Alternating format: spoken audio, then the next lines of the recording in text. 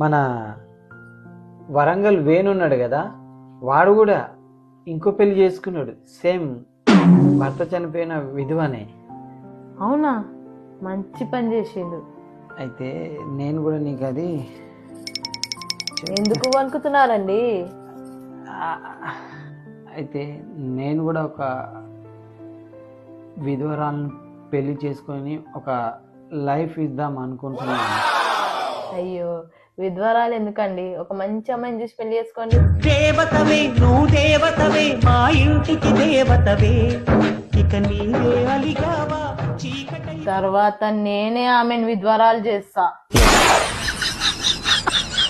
నువ్వు రాక్షసుడి, Dracula, Dracula, అబ్బా, నేను పడుకుంటే నా మొగం మీద తలగడ పెట్టి ఊపిరాడుకుని చంపేస్తావు, నువ్వు చంపేస్తావు.